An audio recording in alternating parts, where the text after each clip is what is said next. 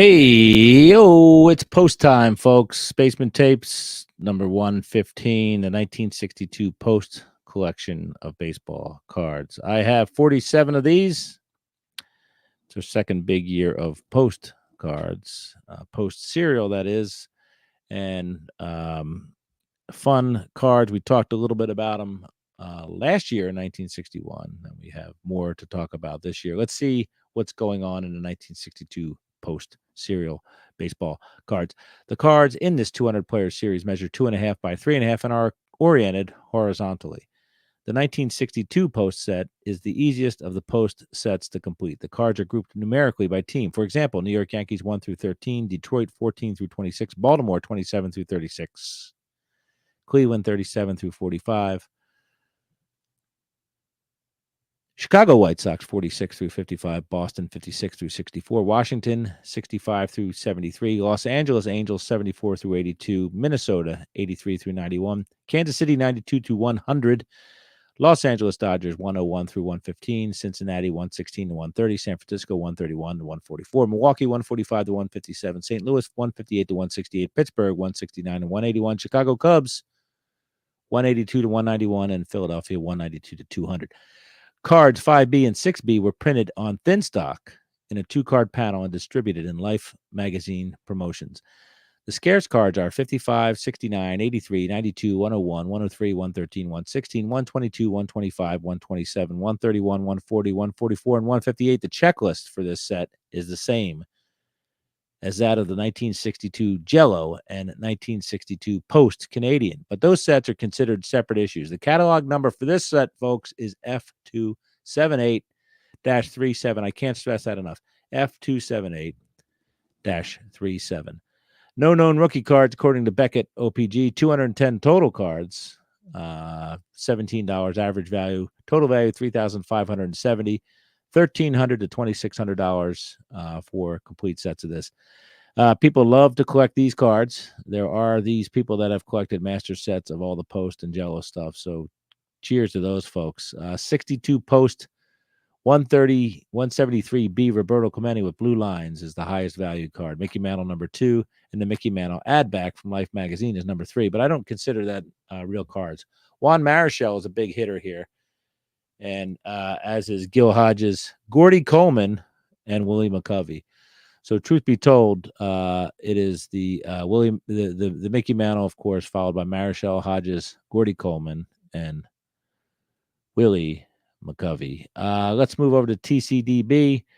200 cards, 1962 Post serial. Teams here are the Baltimore Orioles, Boston Red Sox, Chicago Cubs, Chicago White Sox, Cincinnati Reds, Cleveland Indians, Detroit Tigers, Kansas City Athletics, Los Angeles Angels, Los Angeles Dodgers, Milwaukee Braves, Minnesota Twins, New York Mets, New York Yankees, Philadelphia Phillies, Pittsburgh Pirates, San Francisco Giants, St. Louis Cardinals, and the Washington Senators. 22 recorded variations. Mickey Mantle has one. It says lines between stats and no lines between stats. That was inserted into Life magazine. Lots of all sorts of stuff there. No printing on back, red table lines, blue table lines, born on dates for Gene Stevens, at bats for Ron Hansen. It just goes on and on and on. So lots of little typographical or statistical or printing variations. Nothing too crazy. Nothing to stop what you're doing and going out to get some. Take your time. Hall of Famers, 35 of them.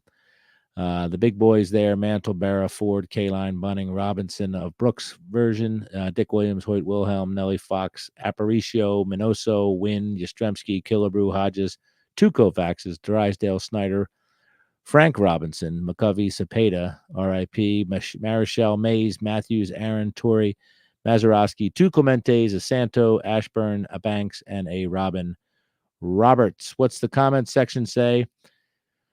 Iffy99 says, this set is probably the easiest of the 3 sets to build. American League players comprise the numbers from 1 to 100.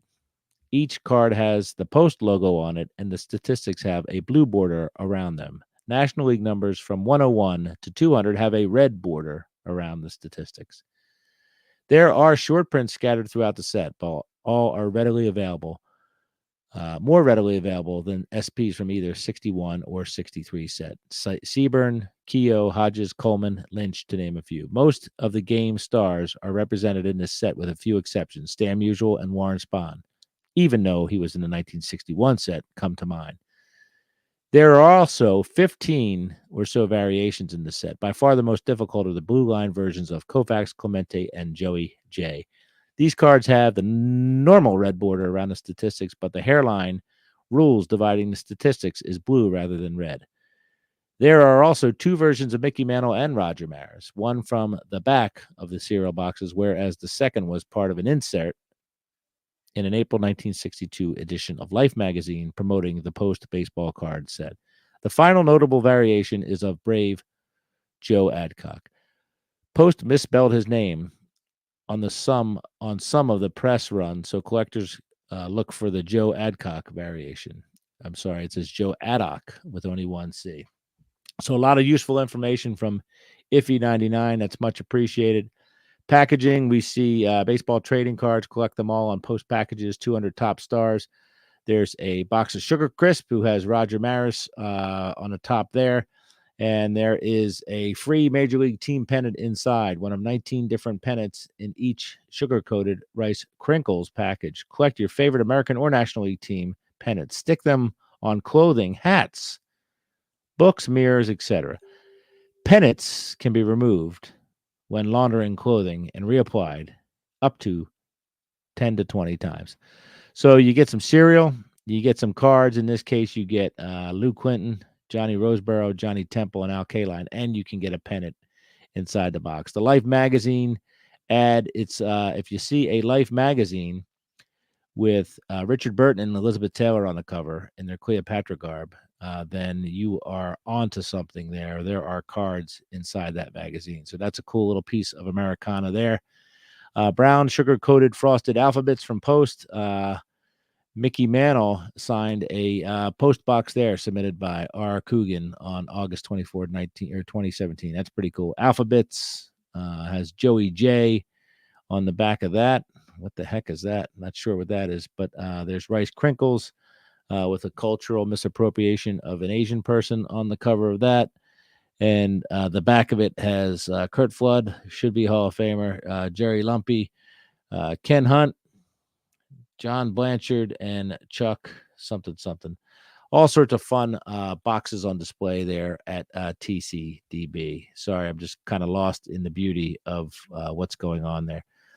Again, the cards of Mickey Mantle and Roger Maris were reproduced in a special 2-card panel for magazine insert, according to that part. The glossary, I always hit the glossary. I always mean to hit the darn gallery. So Bill Skowron's our first one, Bobby Richardson, Clete Boyer, all that stuff. So a lot of Yankees in there, of course. Mickey Mantle's card number 5, blank backs, except for the Mickey Mantle. Start with these two. They're free. Get 200 top stars in all of Post cereal. So I assume that that's the Life magazine version. Of course, Roger Maris has the same back, but otherwise we're just cardboard cereal boxes. Chuck Schilling from the Red Sox, Pete Runnels, Frank Malzone, Don Budden, Gary Geiger, Carl Yastrzemski, Boston Red Sox outfielder, card number 61, 5'11", 175, bats left, throws right, born August 22nd, 1939 in Bridgehampton, Long Island, New York. It says L-I-N-Y. Reportedly signed to a $100,000 bonus while at Notre Dame University. Carl became Ted Williams' successor in left field, 1960. That's not true either. In 1959, he led the Carolina League with a batting average of .377. He is also noted as a long ball hitter, and last season was among the leaders in the club's RBI department. So this card, 1962 Post, has Carl's complete rookie year statistics: 148 games, 583 at bats, 72 runs, 155 hits, 31 doubles, 6 triples, 11 home runs, 80 RBIs, and a .266 average. Also his career totals. 200 of these again, American League, National League, yada, yada, yada. Let's get to some National League cards because they're a little different. They got the redness to them instead of the blueness. So nice Pancho Herrera there with his complete name, Tony Taylor, Ruben Amaro Sr., Don Demeter, Bobby Gene Smith, Clay Dalrymple, Robin Roberts, Art Mahaffey. They're all there for your beloved Philadelphia Phillies.